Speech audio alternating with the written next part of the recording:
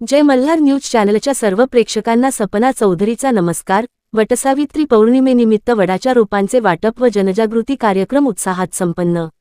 नंदुरबार येथील सामाजिक वनीकरण क्षेत्र नंदुरबार वनक्षेत्रपाल यांच्यातर्फे वटसावित्री पौर्णिमेनिमित्त दंडपाणेश्वर मंदिर परिसरात वडाच्या रोपांचे वाटप तसेच पर्यावरण जनजागृती कार्यक्रम आयोजित करण्यात आला होता।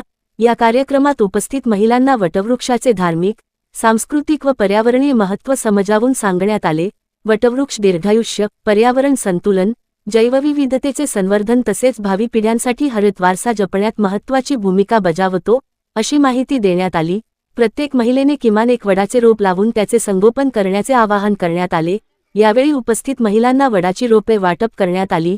महिलांनी या उपक्रमाला उत्स्फूर्त प्रतिसाद देत पर्यावरण संवर्धनासाठी सक्रिय सहभाग नोंदविला।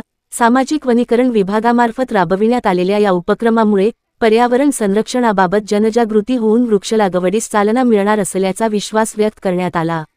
या कार्यक्रमास वनक्षेत्रपाल स्नेहल अवसरमल, वनपाल दीपिका पालवे, वनपाल आरती नगराळे, वनपाल सोनल बोरसे, वनरक्षक केशव पावरा, वनरक्षक रेखा गिरासे, वनरक्षक दिनेश पावरा, वनरक्षक कोकणी तसेच इतर कर्मचारी उपस्थित होते। सदरचा कार्यक्रम वनक्षेत्रपाल सामाजिक वनीकरण क्षेत्र नंदुरबार यांच्यातर्फे राबविण्यात आला होता। सपना चौधरी, जय मल्हार न्यूज नंदुरबार। काही बाया की घरामध्ये पूजा करतात तर वडाची फांद्या तोडून त्याची पूजा करतात। कृपया सगळ्यांना एक आव्हान आहे की असं काही करू नका, फांद्या तोडू नका। तुम्हाला आमच्या विभागामार्फत मोफत रोपं दिले जातील।